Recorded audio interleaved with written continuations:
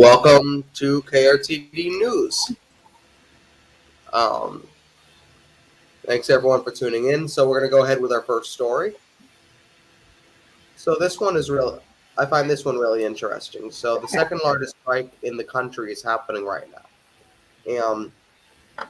This is something I'd love to talk about, especially with the General Strike Summit being today and all that other stuff. So let me pull up the information on that here. So this is from Left Voice.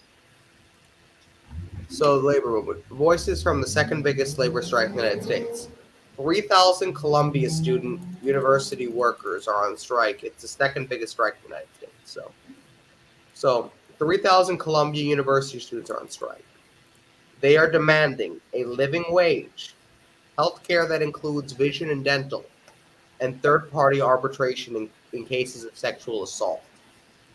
And this is the second time this year that Columbia workers have walked out in an effort to win a first contract with the university, which has spent millions of dollars in almost a decade fighting against the union recognition, now against workers' most basic demands. So here's a video from one of the students.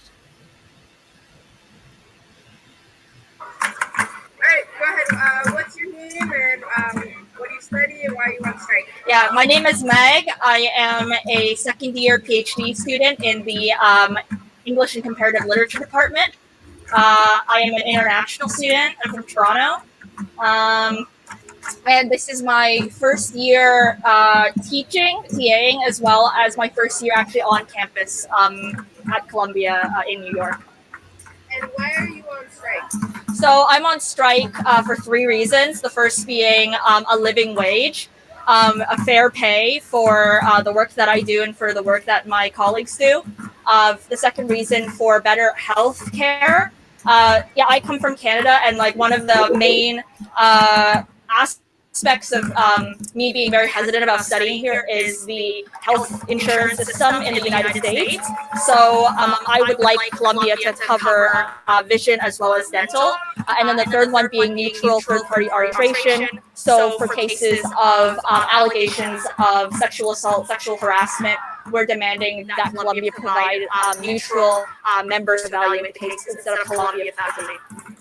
And as an international student, how does that offer unique perspective to the student? Yes, so definitely in terms of pay, that's very, very important. So for instance, as an international student with an F1 visa, I am not allowed to work, at least this year, more than 20 hours beyond the scope of Columbia, if that makes sense. So the only way that I can really get money here is through the stipend as well as through the TAing position. And I do want to make it clear that this year, Columbia did change the pay structure of the way that we receive our stipend. So it used to be that at the beginning of the semester, we would receive a lump sum of around, I believe, 9,000 or 10,000. And this year, we received only 2,000 from the get-go. And it would be kind of interspersed throughout the semester.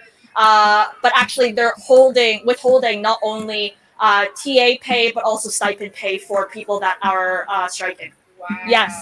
That's So, terrible. yes. So, we went on strike last semester. I actually didn't because I wasn't a worker and I also wasn't in the country. But definitely the change in stipend has been something that has been very concerning for myself and a number of other people who are in my cohort who are international students. And I guess last question is, if you could speak directly to the president of Columbia, what would you say? I would say that, going into post, graduate, going into PhD work, I definitely think that research is a very important component, and I'm very excited to be a researcher. But then, of course, teaching is also a very, very important aspect of the experience, right? And in order to have better researchers and better teachers, we need to have better living conditions, right? And that comes with better pay, equal pay, fair pay, and then better health care and foundation that we can rely on if there's ever the case of sexual harassment and sexual assault. All right, that's Wow. That's So impressive. That's impressive. A fight for a living wage is really important. Something that we don't talk about enough. Mostly people are focused, or the media are focused on minimum wage and raising the minimum wage, and then still, arguing and debating over whether or not we can raise the minimum wage to $15 an hour. I Mhm. wish the interviewer had asked this international PhD student, what she would see as a living wage, because it's New York City, it's Columbia University. New Jersey, a living wage would be somewhere between $22 an hour and $25 an hour, probably closer to the higher end. But nobody, I shouldn't say nobody, but very few people are calling for that. Still kind of stuck on the $15 an hour, or at least Governor Murphy is. Well, has he even done that? No, no, and Oh. and the $15 an hour that he's promised is to be phased in over a period of time, completely ignoring the fact that it was first proposed in 2009. So here we That are doesn't 12 make years sense. later, and it's not in effect. It would make sense and would not be completely irrational if you did the $15 an hour, effective phased in over a 1 year period, and then over the next 2 or 3 years it goes up to $25 an hour. That would be acceptable to me, I think. Well, yeah, I mean, it would certainly, the phasing in of this minimum wage is basically saying that it's not going to go up at all, because one of the big problems we face right now is inflation. So the more we wait, the less that $15 an hour is going to actually, the less value that $15 an hour would actually have. But yes, if we could go immediately to that, and then phase in the higher amounts, that's possible. But I know there are also a number of exceptions to the $15 an hour minimum wage. Certain types of workers and certain Fast food business. industry, Yeah, not fast food. I mean the restaurant industry rather. yeah. They Not don't going to pay get it. them. Hmm? Look, some restaurants do pay them better wages than others, and some don't, and some just pay them the bare minimum and expect them to rely on their tips. But what happens if you don't get enough tips that week? You can't pay Yeah, your rent. yeah. No, it's all very precarious, and I think our economy. A lot of people are quitting their jobs right now, quitting their Mhm. jobs in large numbers, not being fired, but quitting. And when reading about that, it's, when people quit their jobs, it's because they're looking for something better, for a better offer. And I think everybody's trying to hire. So many businesses are trying to hire. It would behoove them all to pay at least the $15 an hour, but in reality, in truth, a living wage is more important. And then I guess these workers are raising the same issues as so many other workers about health care. Exactly. Um, why is it? I still, still shake my head every time I think about this. That a country like the United States, with the kind of industrial development and claims first world country, not having, or having health care that's provided by private insurance companies, and leaving so many people out of the picture. Um, I know, Shane, you work with a lot of the Medicare for All people, Hmm. um, on KRTD Media and through KRTD Media. What are they saying? Say about what? Healthcare. About healthcare, they say that we need Medicare for all. I mean, that's pretty much it. And actually, I encourage everybody to go check out. There's so many shows to check out on KRTD, but I recommend everybody go check out Joe Firestone. For one reason, because he explains how the U.S. economy works and how we can afford Medicare for all tomorrow. So everybody who's saying we can't afford it, go watch that show. Occasionally, he'll talk about economy and MMT and all that other stuff, and explain the U.S. can afford it. And if we can afford it, we're not doing it because it's a choice. Yeah, because it's quote unquote robbing the private health insurance companies of their profit. I put that robbing in air quotes because they are not entitled to make huge profits, and that's not insurance either. If you pay money into an insurance program for years and years and years, and then you need it for something and your premiums go up, what's the point of insurance? And especially during during the pandemic, um, it's been so clear that people could really need access to health insurance for not for a couple weeks of paid sick leave, but whenever something is necessary. Yes. Not have to worry about, I've been out of work. I'm out of work. I don't have any insurance anymore. That just doesn't cut it. So, I heard this woman from Columbia worker, echoing all kinds of.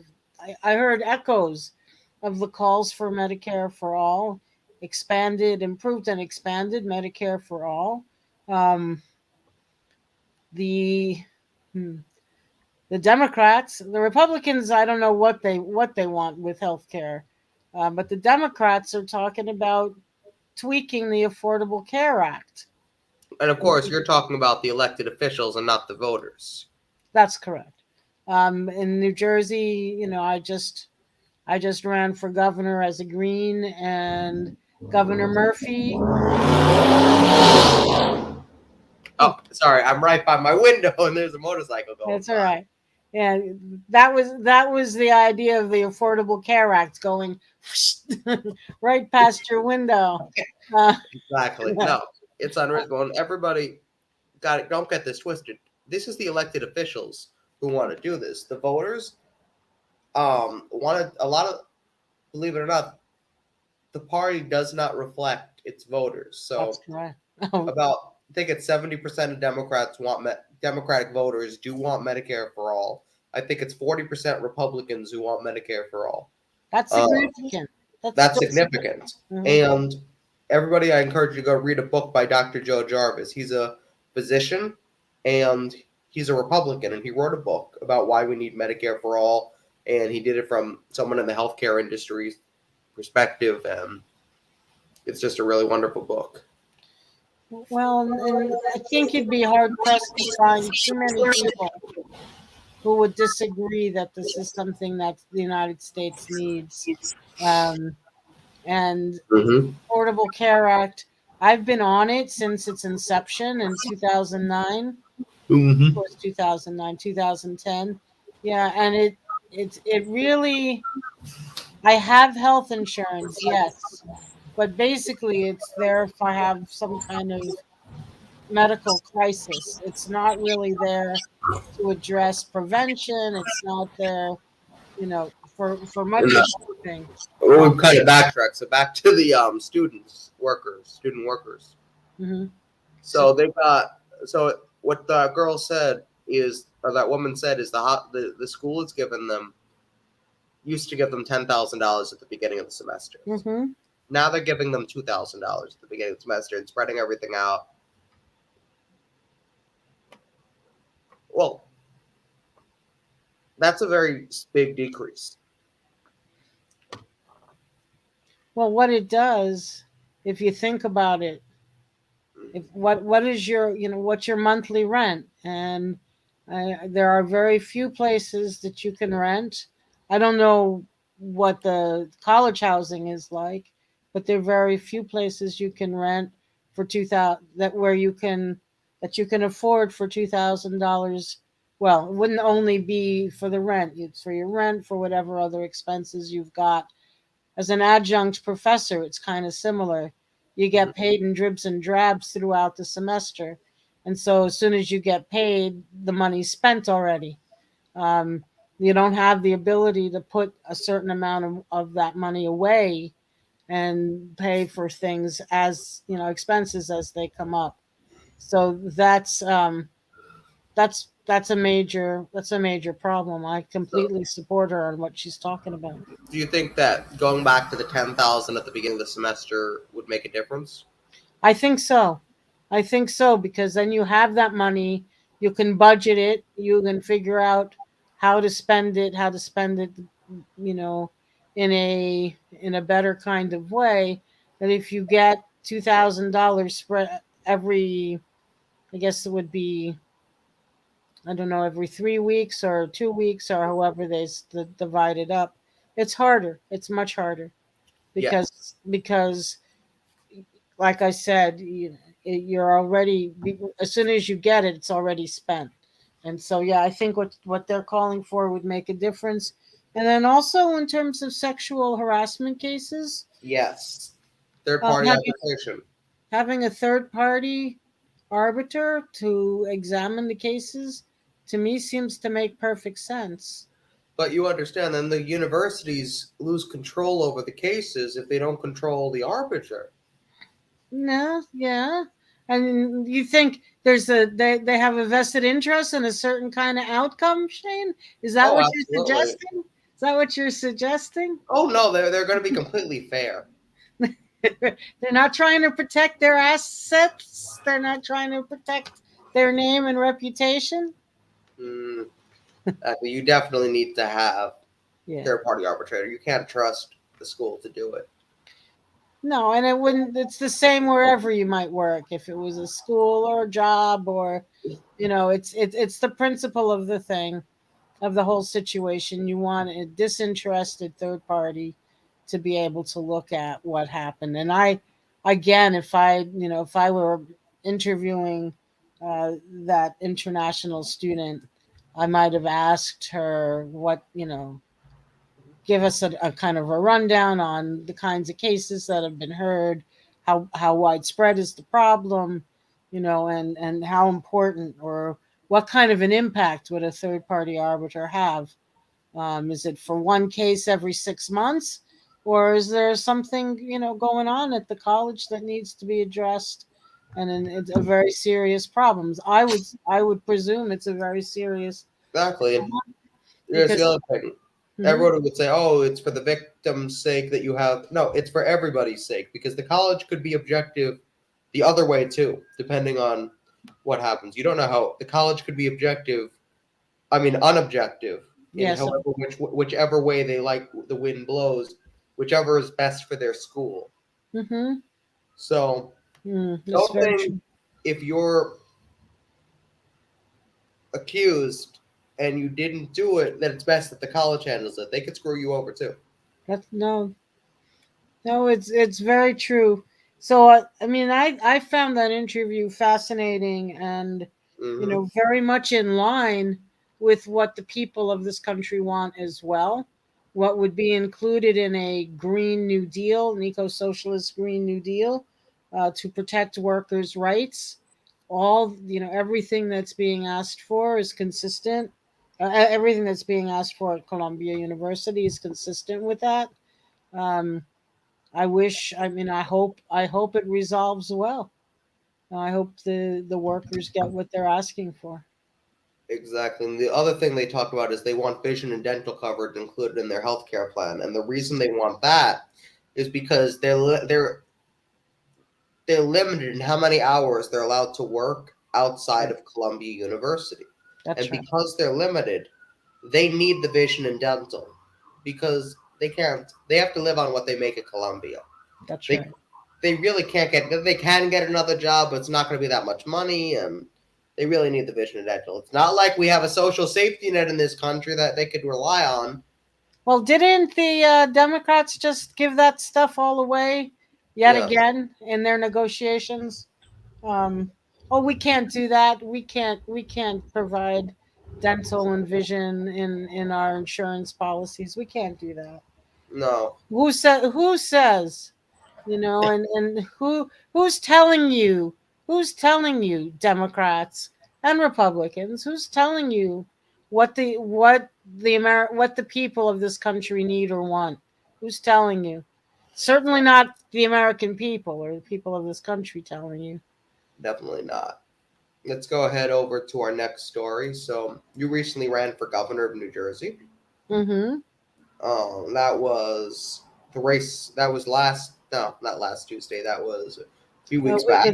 A week ago Tuesday, November 2nd, November was the 2nd. was the date of the race. Interestingly enough, Jack Chitterelli just conceded today.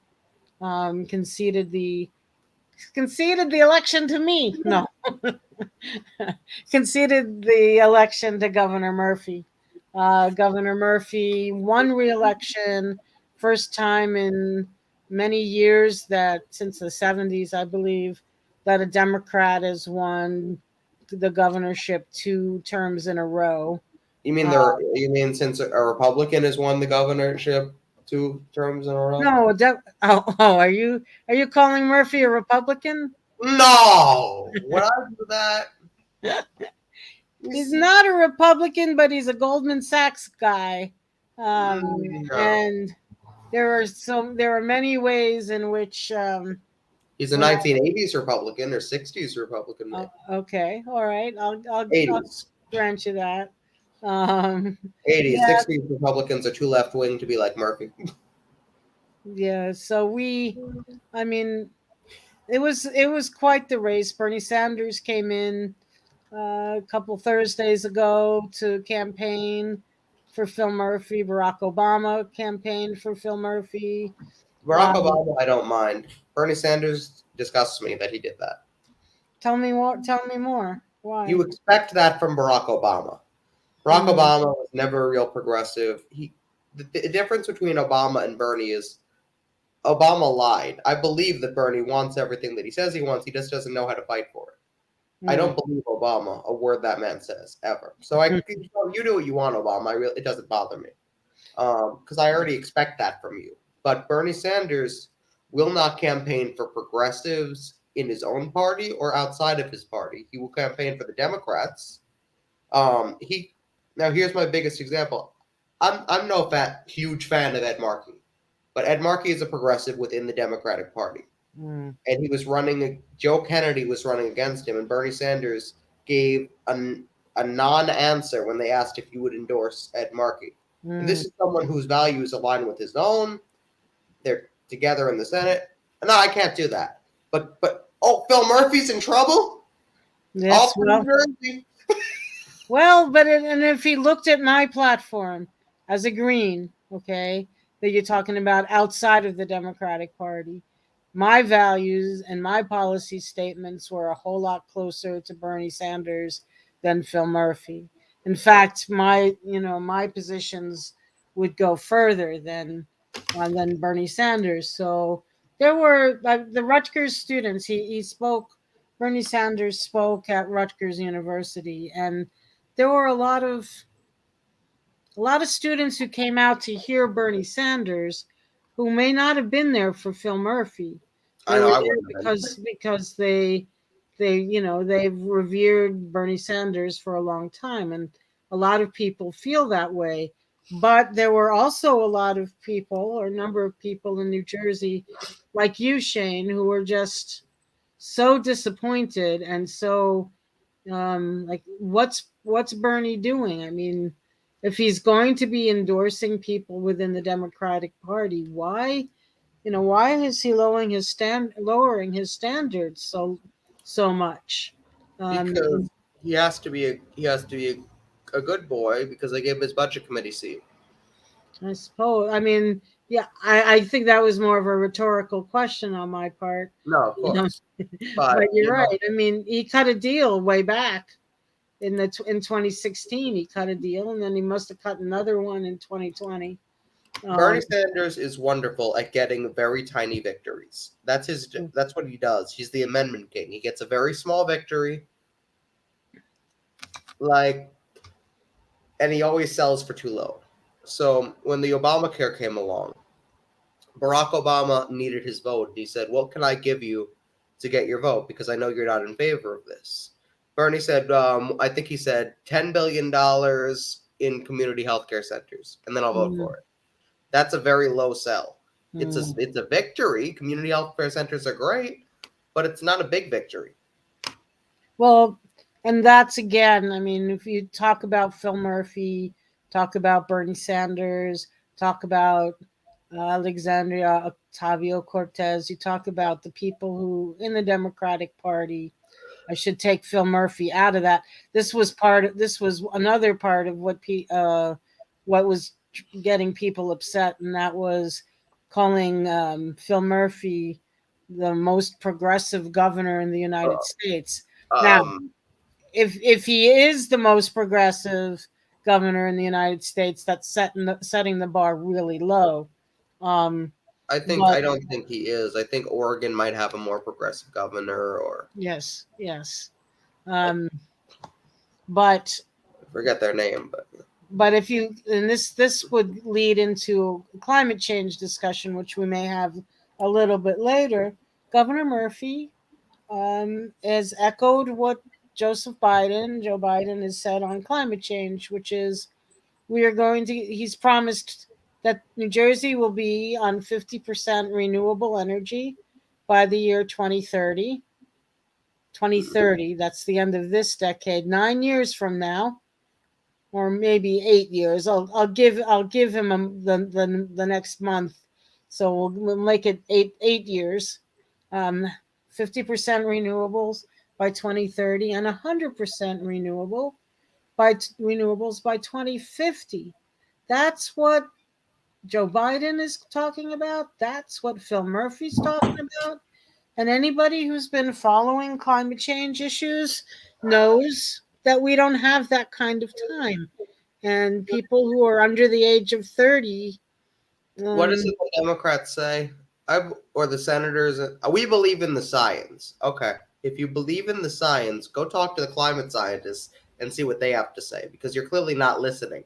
They're telling you we don't have any time, and you're saying, I believe in the science, which is why we need to do things on climate change.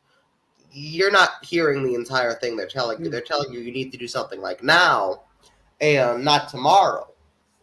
right, and it has to be drastic. It has to be serious and drastic action And we should have been now. doing this a long. You know what? It wouldn't have to be serious and drastic action if we were doing this already. This is true. Why But weren't we doing this in the 60s and the 70s when we realized something was wrong? We could have started converting.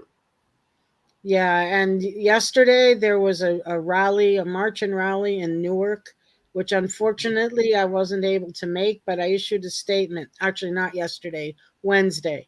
I issued a statement about it because in the Ironbound section of Newark, where I lived for a time, right after college, um, the state authorities, county authorities, they want to do two things. Mm, They're proposing um, a fracked gas power plant at the Passaic Valley Sewerage Commission at their building in the Ironbound section of Newark, and they're also proposing a sewage sludge incinerator at pretty much the same location. The fracked gas power plant, if Governor Murphy or any elected official is serious about getting to 50% renewable by 2030, there hmm should not be issuing any permits, any new permits, any more permits for fracked gas power plants or for the pipelines that are going to carry the fracked gas into New Jersey. Um, but we haven't heard anything from Governor Murphy on that. So, um, even those things that he says he's committed to, that Murphy says he's committed to, it's not even clear that he's going to take the necessary action. But let's take a look at the results here. I want to. Okay. So these are the results of the election. Now, first, I want to notice they don't have your picture here. I sent them a picture, but They okay. couldn't Or read it. if they yeah, they may not have asked me for one. But if they asked me for one, I sent them one. Okay. So here are the results. So let's look at. This is divided up by counties, just so everybody can see that. Right. Can you make it? Is it possible to make it a little bit bigger? There we go. That's Um, perfect. Can't see it all at one time, but it's easier on my eyes. Okay. So Okay. let me just say the big picture.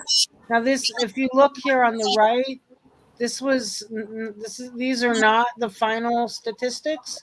These were the most recent we could find, and it was only 92% of, you know, 91%. this is 92% in the, well, okay, one or the other. We could see the bottom here, but 92%. You're right. Yeah, Okay. 92%. So the numbers will change slightly. But as you can see, despite the fact that there's no photo of me, I came in third. Of course, I came in third by more than 1 million votes, but that's the nature of the beast here.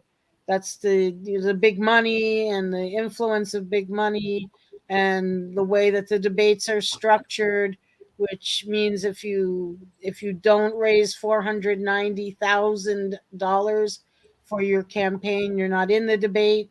So that just basically means that whatever vote you get, you have to earn by going door to door, by social media, by all manner of outreach. You cannot rely on the debates to show who you are and showcase your positions, your policies. You seem to have done pretty well in Sussex and Warren County.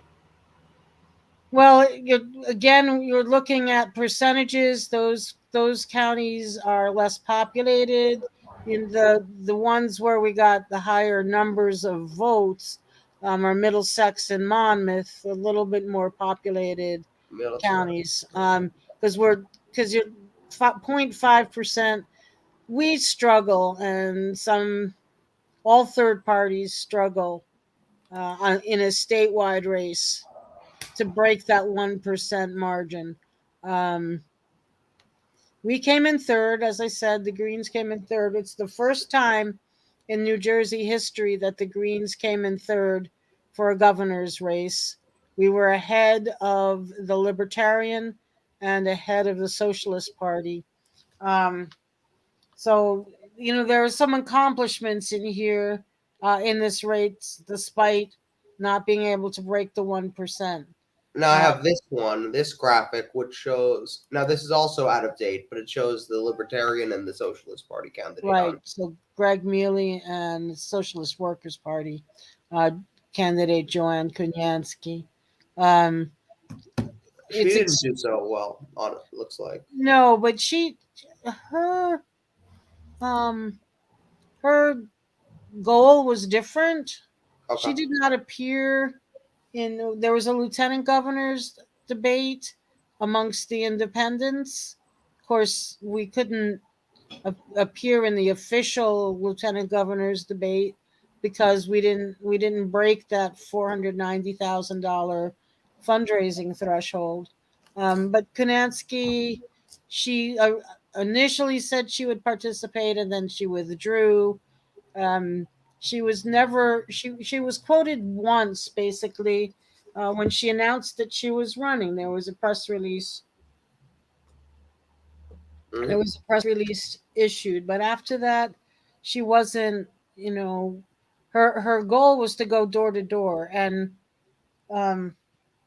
we did that too. You can get voter rolls from previous elections and see who's registered as a green or an independent or unaffiliated or libertarian or Democrat or Republican. You can see when they last voted. You can get an idea of their voting history. Mm-hmm. Um, and that's, if you really want to reach the people who might vote for, who are likely to vote for you, you get the voter roll and you go into whatever community it is and you go to those specific addresses and try to talk to people and give them campaign literature. That's Exactly. what Joanne Kenyansky was doing. We were Mhm. doing that. We were doing a lot of other things as well. Um, So, did you have any interaction with the other two independent candidates? yes, nothing with Joanne Kenyansky.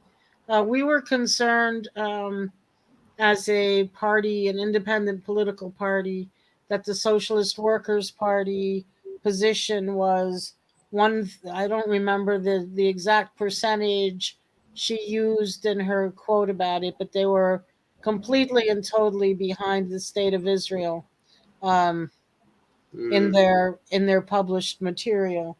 Um, and so we issued a statement once we had seen that, saying the Green Party and Madelyn Hoffman are not 100% behind the state of Israel. We have a position that's pro human rights and, protective of the human rights of the Palestinians. So that was our one interaction with the Socialist Workers' Party. And then we tried with both Greg Mealy from the Libertarians and Joanne Kenyansky, Socialist Workers' Party. We had a mock debate, our own debate in Newark at the Performing Arts Center on the 28th of September. And we set up a microphone, which we had to take down right away.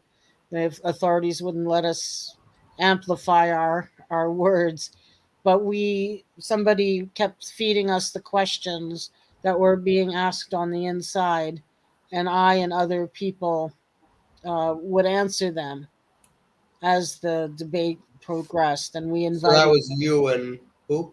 Greg Mealy from Libertarians. He was there for a while. And There did you were invite? Did you invite Joanne? Was she Yes, we invited? did, but she did not respond and Okay. didn't attend. So because and some people might ask, might think, well, why did they do that? If they're trying to promote a particular political party, why invite candidates, your opponents from another party, to Mm-hmm. join?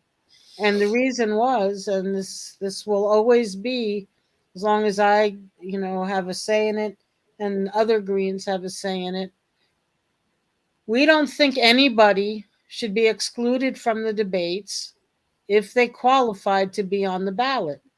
You have to get a certain number of signatures to be on the ballot, and they have to be certified as valid. If you're on the ballot and people can vote for you, Mm-hmm. the media should cover you.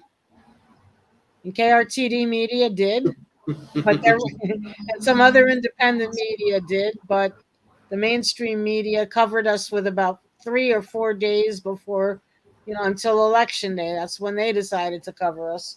Um, it's so if we're gonna be true to our values and principles, that every ballot qualified candidate should participate in the debate. When we hold our own independent candidates debate, we have to include everybody. Oh, So of course. yeah, we're not good. We had when I ran for U.S. Senate in 2020, we had a LaRouchian candidate who was on the ballot, and we invited him too. And in his opening statement, he said the way we're going to resolve our problems is to colonize Mars. And some of us who did not really agree with that statement, but hey, he's on the ballot. He qualified. This was for U.S. Senate in 2020. People have a right to hear his point of view, whether they agree with it or not. Yeah, if I were I'd have to ask him to elaborate on that like a lot because that's Yes, well, a very blanket statement. Yeah, I mean, you if somebody's qualified to be on the ballot, they have a right to be heard, and you can get all kinds of opinions. You get all kinds of points of view in that process, and then if you could follow up with some, questions to clarify. Um, so yeah, that's the governor's race. Um, Many issues were raised in the governor's race, um, that will continue to be raised. Legalization of marijuana for recreational purposes and for medicinal purposes. Not a single legal joint has been sold for recreational purposes yet in New Jersey. There's so many issues to go over, but that's not what we're covering tonight. So Definitely. So let's take a look. Go to our next story. Is that the Rittenhouse Arbery? yeah, I think so. And we're gonna talk about that, and also the Glasgow climate change summit. We can do that after. So this is a headline from the New York Post. So you For gotta some love the New York Post, right, Shane? So, ex Kyle Rittenhouse testimony, a huge risk, but could score juror sympathy. Experts say. What experts? And what sympathy? Yeah, when you want sympathy for, well, again, everybody has to have his or her day in court. So, we're not going to try him in the media, but oh my goodness, oh my goodness. I'd like to know who these experts are. Like, are these some of their anonymous sources? I got an anonymous source. Right. Well, you can have an anonymous source say whatever you want, right? Whatever you want them to say. You can You know have what? From an anonymous source, I just found out that we landed on the moon yesterday. Again, we went back to the moon. Anonymous source told me. Yeah, well, a bigger concern, I think we've heard it a lot. I know I've heard it a lot in the last few days, is that at the same time that this trial's going on, there's also the trial in the case of the murder of Ahmad Arbery. Yeah, Yes. and so it's in this case, the person on trial in the Rittenhouse case, the person on trial is, can we say, right-wing conservative white supremacist? Can we say that and be correct? I think so. And he had his mother drove him across state lines with a gun. Um, and but he has a lot of there is sympathy for him. I don't know why, but there is sympathy. I guess people buy the story that it was self-defense. Mm-hmm. But yeah, in the Arbery case, this is profiling. It works both ways. Oh, Rittenhouse, which sounds about right. Yeah. Rittenhouse. Yeah, I mean, there's profiling going on in both cases.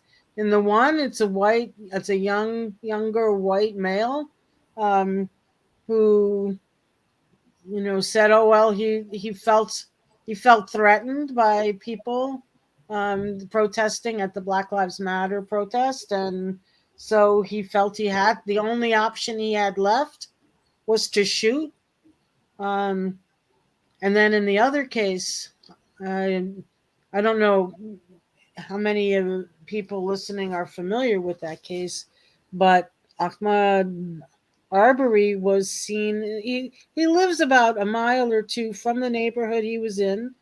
Um, he was jogging, and he apparently there's a home under construction, and he went into the area that was under construction to check it out. I'm sure, I know I've done something like that on many occasions, walking in a neighborhood and there's something under construction. No intent to harm, just to look, just out of curiosity. And the people who shot him and their accomplices said, Oh, he looked like he was running away. Oh, he must have done something. He's not in this neighborhood, Arbery being black and this being a more white suburban neighborhood. He was running away clearly. And one of the guys even said, we had him trapped like a rat. Mm. Um, not language that would indicate that you were respecting his right to be innocent until proven guilty. It was profiling, and also I remember because I was involved in, people in my campaign again in 2020 for the campaign for Senate. There was a run that was held in Elizabeth, New Jersey, saying we're running with Ahmaud Arbery. So Mm. they're just to point out the fact that, you know running while black, jogging while black is not a crime. Um, but You in know, this this case, it is turned one of into. those things that happens over and over and over and over and over again. And Unfortunately, yes, you're correct. Um, and even if you start to remember the names and you come up with 25, there's another 25 or 50 underneath those 25 names. And we're not hearing a whole lot about this trial. We're not. really not. We're hearing a lot about Rittenhouse or Rottenhouse, as as our viewer mentioned, but we're not hearing very much about Arbery and his rights, and um, how he was presumed guilty, that he was profiled. Oh, and that's what I was going to say. Um, it took a couple months to charge these guys in that case. And the only reason, again, Shane, this is something that happens all the time. The Yes. only reason there were charges that were made against these three men was Yeah. because the community rose up and said, we need justice here. You can't ignore this. So I just raise it because it's just fascinating to me and not surprising, which case is getting the most media attention and Well, why. it's about clickbait. What Hmm. we call clickbait as YouTubers. YouTubers call it clickbait. YouTubers will create catchy titles and things like that. Even something the video is not even about, and they'll put that up as a video, and that's the title, and everybody clicks on it because it looks interesting. Um, Rittenhouse is clickbait. Yes, the trial is important, but it's to the media. This is about ratings, and Hmm. Hmm. they're the same way YouTubers use things that are clickbaity, like I mentioned. The media is using this in the same way. They're trying to get ratings. To them, Ahmaud Arbery is just another one in the long line of black men who have been shot by And killed. and killed. Yes, but to them, um, but Rittenhouse is the darling of the right. He's super popular. That'll get us views. Yeah, no, and there's some pretty high visibility folks behind him, who want to see him acquitted of all the charges. It's going to be interesting. And today there was an issue with one of the witnesses who was testifying on behalf of Kyle Rittenhouse. Mhm. And I think the defense, or the prosecution rather, wanted to ask about this witness's political point of view. And the judge wouldn't let the political point of view be discussed, as if to say that political points of view are irrelevant to this case. But if you're right wing versus other, your point of view may very well be influenced by your politics. Uh, Mhm. and if you're not if the prosecution can't ask about about the witness's politics, a whole part of the case is being left out. Um, and we all know why that is. We all know why that is. Absolutely. It's ridiculous. But let's go on to our next um, story. Okay. So, and our final, our final story before our second to last story. So, our second to last story is there was the Glasgow summit, and there was a question asked to Nancy Pelosi. Let's take a look at this video. Wait a minute, I want a woman. I want a woman. A woman. A woman. Gender equality here. Maybe I don't. Let's see. Abby Martin with the Empire Files. Speaker Pelosi, you just presided over a large increase in the Pentagon budget. This Pentagon budget is already massive. The Pentagon is a larger polluter than 140 countries combined. How can we seriously talk about net zero if there is this bipartisan consensus to constantly expand this large contributor to climate change, which is exempt from these conferences? Military is exempt from climate talks. Well, I just want to use an example if I can. The sea level rise is an important part of what's happening to the climate. And I am not a defense person, but I've had so many talks with the Defense Department, with the Navy in particular, about how they have to respond to what's going on. So I really do think that there is no reason why what we're putting together, with Build Back Better and other things, can't respond to the Defense Department and have the same impact in terms of reducing emissions. And I do think that the Defense Department is very much aware of the fact that they have to play a major role, both from a strategic as well as, for the good of the world. So I don't see what we're doing in any way, or, increasing the defense budget as being something that's inconsistent with climate action. I really don't.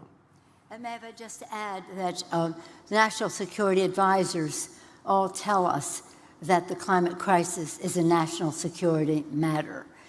It is, of course, a health matter for our children, the water they drink, the air they breathe, etc. It is a jobs issue between clean technologies being the future of our workforce and the training for all of that.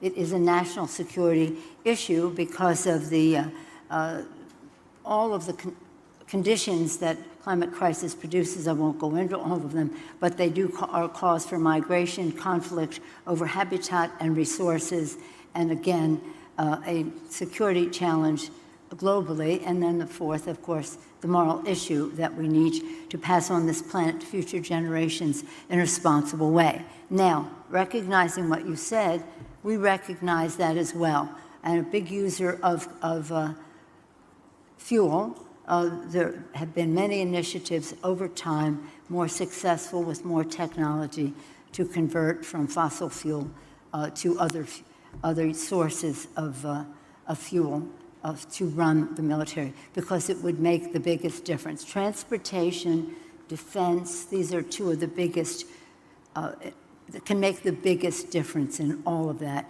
and that is something we're very, very focused on. As I say, the Defense Department sees this systemically, that we have to stop it as a national security issue, and one way to do that is to stop our dependence on fossil fuels, which exacerbate the climate crisis. With that, I thank you all for being here. Unfortunately, they're telling us they have to clean the room. I didn't know about that. The question was, you presided over the passage of one of the largest military budgets in recent years, and how do you reconcile that with the climate change issue?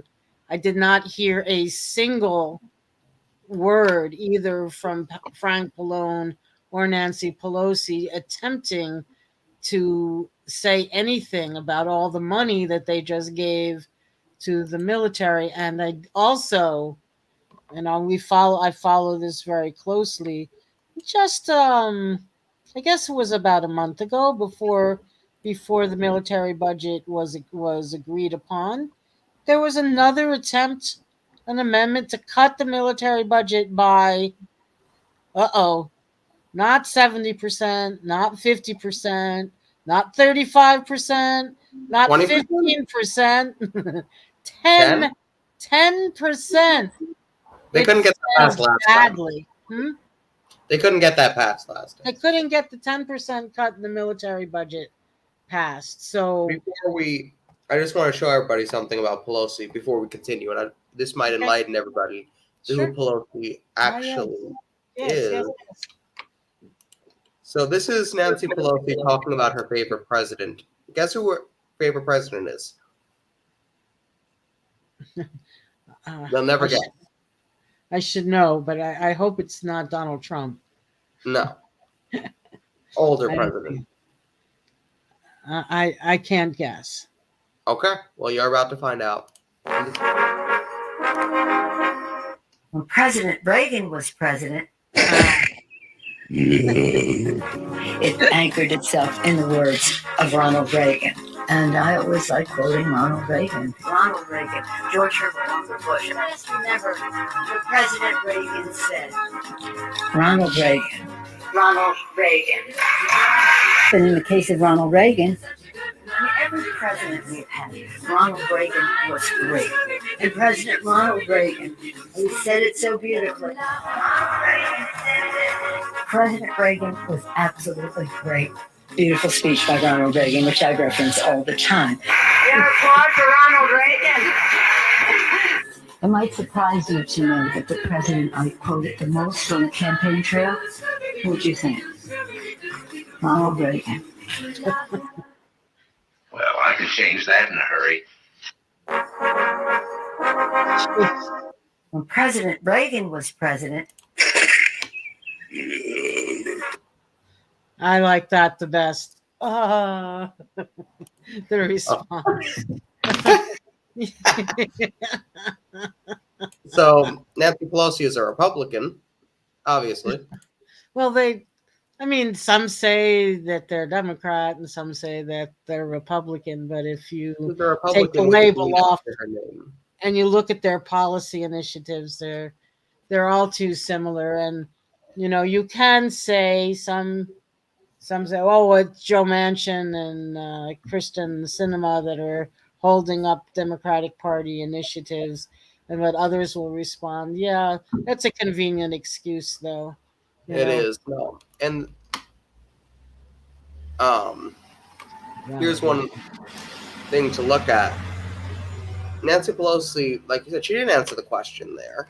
No. And then she said, oh, now they have to clean the room. I wonder if that's actually true or not. And, they're coming they found me. to get you. So that's one of your congressmen, right? In your state? That other one? He's Frank Pallone is from New Jersey. Yeah. It goes back. Yeah. Sorry, Shane. Go ahead. No, it goes back to what we were talking about earlier about that 50% renewable energy idea by 2030 and 100% by 2050. And every it's easy to say we have to get off of fossil fuels and harder to do. And, we're talking about the proposals for the ironbound section of Newark that were being opposed on Wednesday. We're talking about the failure of the state administration to just say, hold on, speaking of Reagan, I'm using a Nancy Reagan, just say no. Just say no to fossil fuels. Just say no to fracked gas being used as a power plant. Just say no. And keeping with the theme of Ronald Reagan or the Reagans, it's just not happening. And it's one thing to say, well, we've spoken to the Defense Department and they understand they have to make some changes, and they call it a national security issue, all well and good. But unless there's pressure put on them to make changes, unless there's an end to these endless wars. Yemen, still, it's still a big problem. And even though Biden said within the first 100 days of taking office, oh, we'll end our support for Saudi Arabia in Yemen. Oh, yeah? Oh, yeah? They haven't yet. The United States hasn't yet. So you can say, you can use these anecdotes all you like. Something has to give, and Mm-hmm. decisive action has to be taken, and we have to say no. I'm so sorry. I didn't intend to make this reference to Nancy Reagan's drug policy, but it fits. Just say no. And I do want to say one more thing about the Glasgow conference.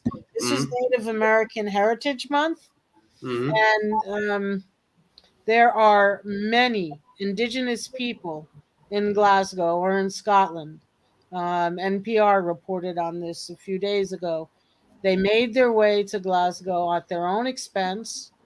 They can't afford to stay in Glasgow, it's too expensive. So they're in a town called Stirling, about an hour away from Glasgow. And they are not given a forum or a platform, or if it is, it's very minimal. They were not given, and if they were, it was very minimal, to talk about the impact of climate change on the Amazon, on the pipelines, the pipelines going under native lands.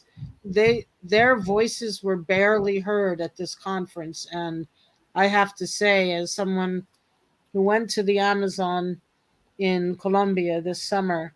The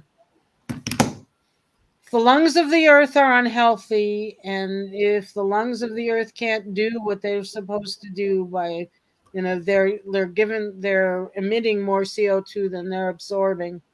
We have a problem here, and if the voices of Indigenous are left out of the equation, if the voices of Indigenous are not heard, in my opinion, the Indigenous are our last line of defense. Mm-hmm. They're people, Indigenous, campesinos, others who have this strong connection, Afro Colombianos, they have a strong connection to the land. You break that connection to the land, you displace the people with that strong connection to the land. There's no way climate change is going to be confronted successfully. No. Continue to pour money and billions of dollars into war. There's no way Mm-hmm. climate change is going to be confronted successfully. So once again, there's a lot of words, blah blah blah blah blah blah, at this conference, but not a lot of action, not a lot of decisiveness. There were a lot of people in the streets, including people I know from Newark, and others. That's where the hope is. The hope is in the grassroots responses. The hope is, in people protesting in the streets. But the people who are entrusted with making these decisions, you heard them. You heard them dance and skate around the issue that Abby Martin raised. Um, we, it's not good enough. No, it's really not.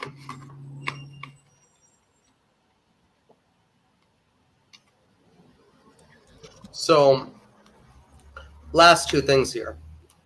We have last two stories. So first, before we get into our next story, I want to make an announcement. KRTD Media had a vote. As of, I think we did the vote yesterday. Pretty much everyone has voted. Not everybody's voted yet, but let's take a look at this. So the question is, should KRTD Media Group sponsor the Occupy Pfizer protest?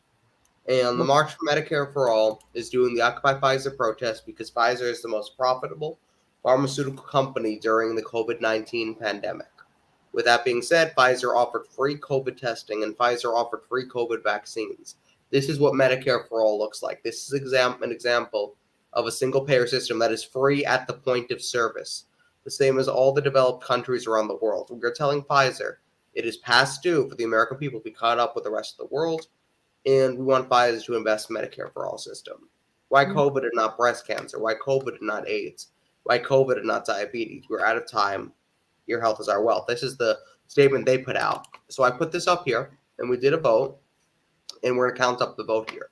We already know it's a yes. So I voted yes. IT director voted yes.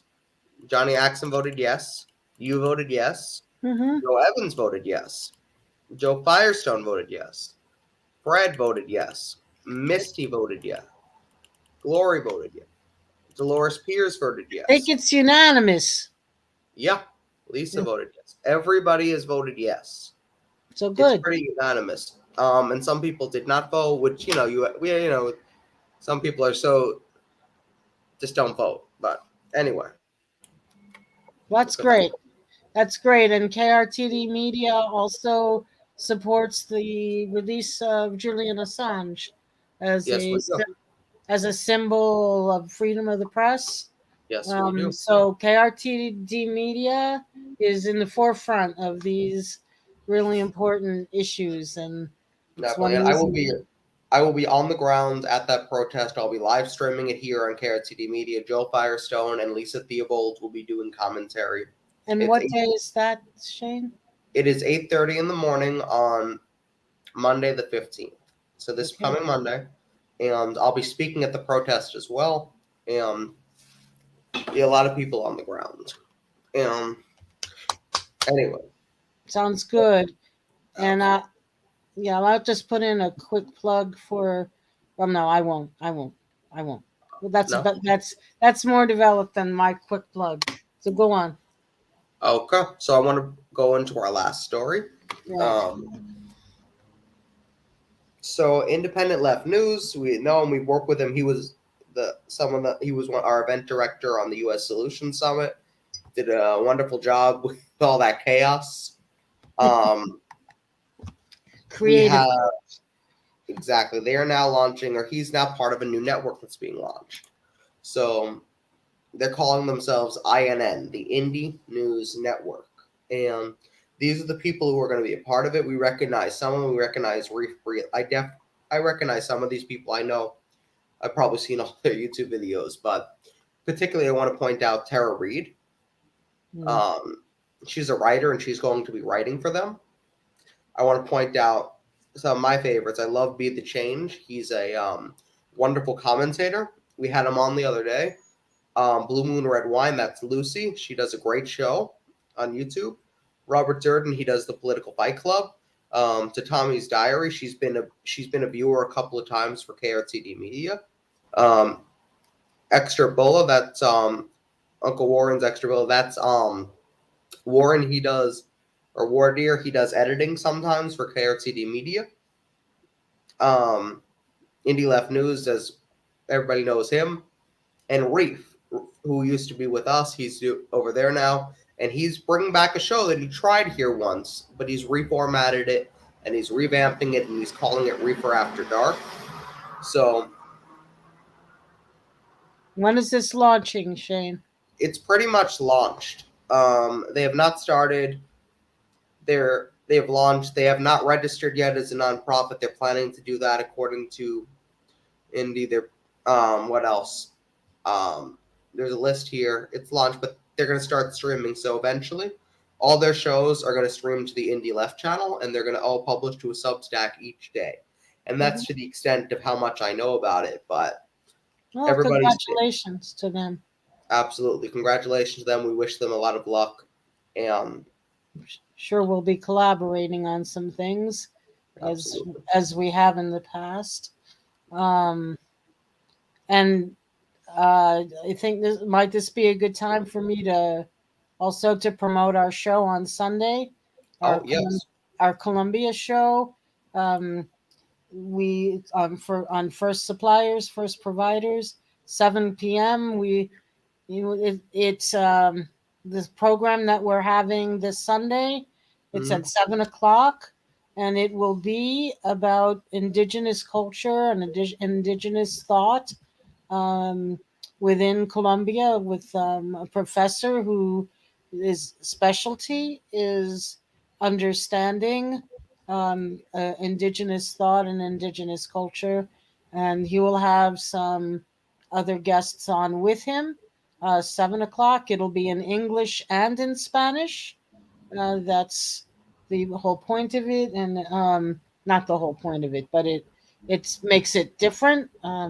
We have people from Colombia, their voices and their experiences being expressed on this program. So I would just urge you all to tune in to KRTD Media Sunday night at 7 p.m. for the latest episode in our Columbia series. Absolutely, and I just want to say we're working on so many new shows, and by January, we hope to have some of those launched. I don't want to say too much or give away too much, but everybody tune into the shows we have and stay tuned for some of these new shows that are going to be coming out probably in January. So thanks everyone for tuning in today. We're on the move, Shane. Go.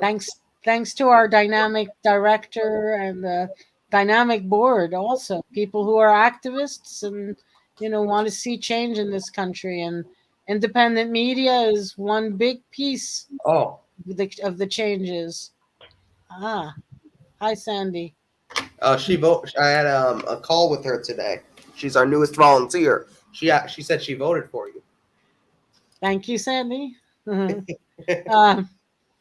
Yeah, we didn't say the exact total. Actually, it's from that since the graphic we put up.